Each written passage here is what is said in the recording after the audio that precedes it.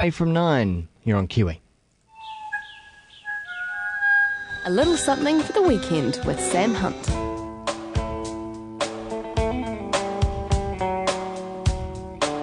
Sam Hunt joining us this morning. Morning, Sam. Good morning, Wammo. Oh, I see you've still got the metronome going? Look, I'm sorry about this.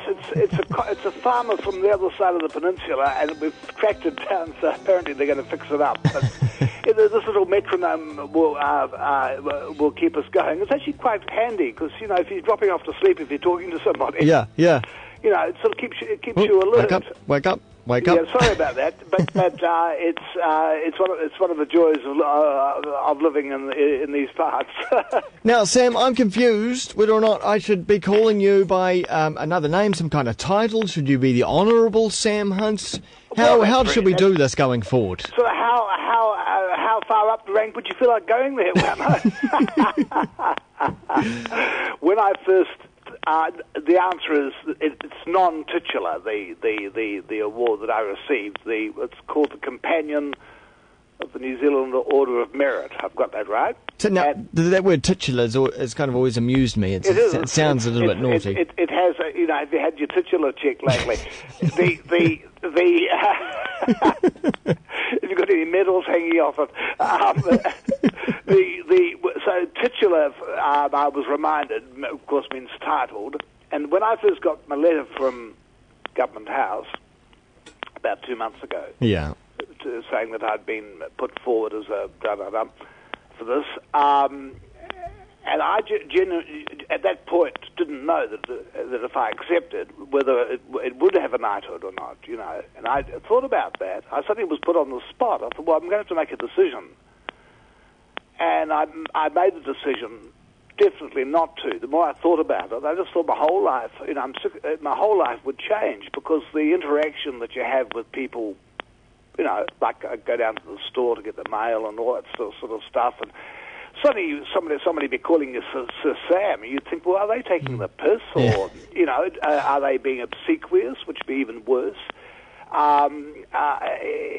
So I was actually greatly relieved to find it didn't have that. It's in fact it's sort of beside it, but it's the non-titular version of that award. So you've become a companion. It's a much nicer. I'm a companero there, Wammo, and the old, because you know, Pablo Neruda, in many of his great poems, he addressed them to compañero.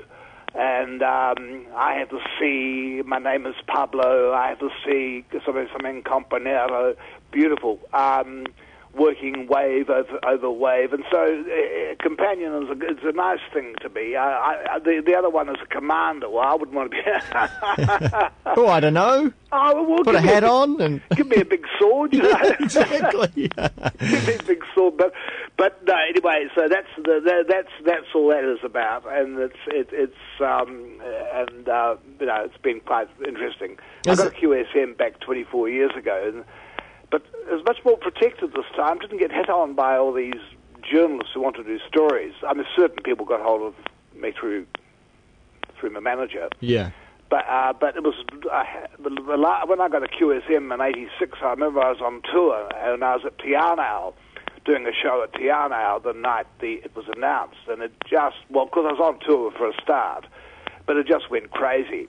You know, every motel we ever got to, there'd be, you know, the person would come out saying, "Oh, look, you've got all these lists of phone numbers you've got to ring," and finally I got out of it all.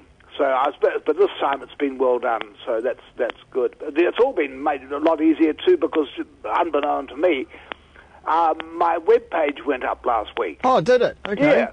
samhunt.co.nz. I don't know. Oh, I'm sure it is. Huh? Yeah, Sam Hunt's got my name there. Yeah. I don't know why. It seems coincidental, but there it is. Yeah, and I'm looking at it now. Very nice. Oh, you've got it there? Yeah. Oh, shit, you're fast.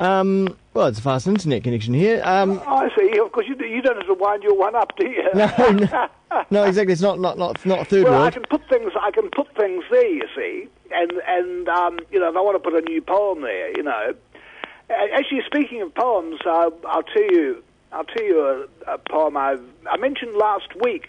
An American poet. She's in her late 60s now. She's exactly the same age as my older brother, Jonathan. Yeah. Not Jonathan Hunt, the MP, by the way.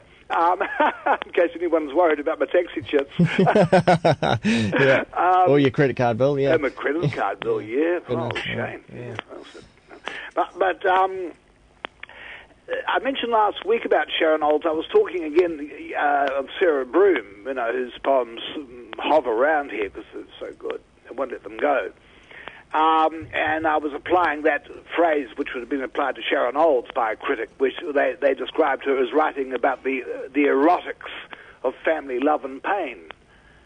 And just lately, been a lot of babies around the place. Certain people I know seem to be having babies. Huh. One friend of mine has become a grandmother, and so on.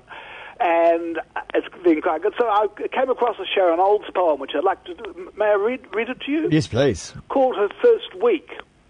So this is by Sharon Olds, who's an American poet, who's now in the late 60s, and she's a very fine poet. She's produced over the years some good. One of her early volumes had great titles, Satan Says. Satan Says. Anyway, this one's called Her First Week. She was so small I would scan the crib a half second to find her face down in the corner, limp as something gently flung down or fallen from some sky an inch above the mattress. I would tuck her arm along her side and slowly turn her over. She would tumble over part by part like a load of damp laundry in the dryer. I'd slip a hand in under her neck, slide the other under her back, and evenly lift her up. Her little bottom sat in my palm. Her chest contained the puckered moray sacks, and her neck, I was afraid of her neck. Once I almost thought I heard it quietly snap. I looked at her, and she swiveled her slate eyes and looked at me. It was in my care, the creature of her spine, like the first chordate, as if history of the vertebrate had been placed in my hands. Every time I checked, she was still with us. Someday there would be a human race. I could not see it in her eyes. But when I fed her, gathered her like a loose bouquet to my side and offered the breast, greyish-white and struck with minuscule scars like creeks in sunlight, I felt she was serious. I believed she was willing to stay. Wow. It's good, isn't it? Yeah. She's great. Yeah. Great discovery. I've sort of come to her via Sarah Broom's work, I suppose, and bloody lovely. That's nice, that journey you can take from poet to poet. Like that. Yeah, it's like stepping stones. Yeah. Yeah, definitely.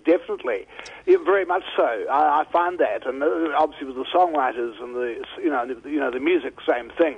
Yeah. I go through long journeys which involve Prokofiev, Beethoven, Bob Dylan, Rolling Stones, The Clean, and speaking about music, my friend Barry Saunders sent me this week a CD by a young woman he's been doing some shows with in Wellington at Bats. And I wonder if you know her album. Her name's Mel Parsons. Oh, yes, certainly do. We've had Mel in the studio a few times on a Friday. Yeah. Would I be able to get that if I went onto that Google thing? Yeah, yep. If you search Kiwi FM Mel Parsons, it would be live performances. Oh, right. Yeah. Hey, on my webpage, by the way, they've got a link to your program. Is that okay? Yeah, that's fantastic. It reminds me I need to update that and make sure that all of our chats are actually in there. Oh, right. Well, we're getting fairly sophisticated, Wammo. Well, I don't know what's going to happen next, But no, I've been enjoying Mel Parsons' album Over My Shoulder very much. I mean, it's the phrase, I like that phrase before in connection with Sharon Olds, the erotics of family love and pain. Well, just listening to Mel Parsons, a phrase that comes to my mind, which is probably could apply to everything else you listen to, but I just thought of listening to her, and that's giving voice to it. She's from the west coast of the South Island. Yeah. She's got I'm great. I'm enjoying her work very, very much, and it's good. So that will be a little something, yes, or even a big something for the weekend. Just let me finish. You talk about listen to this for poetry. This is by a poet whose work I love very much, and talk about receiving honours and things. I'll just finish off with this. This is just from a poem of his. Well, I've been to the mountain, and I've been to the wind, and I've been in and out of happiness. I've dined with kings, I've been offered wings, and I've never been too impressed. All right, I'll take a chance, I will fall in love with you. If I'm a fool, you can have the night, you can have the morning too. Can you cook and sew, make flowers grow? Do you understand my pain? Are you willing to risk it all, or is your love in vain? Lovely. Do you know who that is? No. Bob Dylan. Ah, of course. From his album, from his song, Is Your Love in Vain, from Street Legal, that he brought out in the when did he bring that out? Late 70s. Yeah, isn't that beautiful? Lovely. Hey, Sam, big congratulations from me and from everyone here at Kiwi, and I'm sure the listeners as well, for the honour you received last weekend. Thank you, Wammo. That is lovely of you. Very, really nice. It comes from the heart and it's taken to the heart. Thank you very much. And we'll talk to you next weekend. Okay, Wammo. All right, see ya. All the best. Bye. That was a little something for the weekend.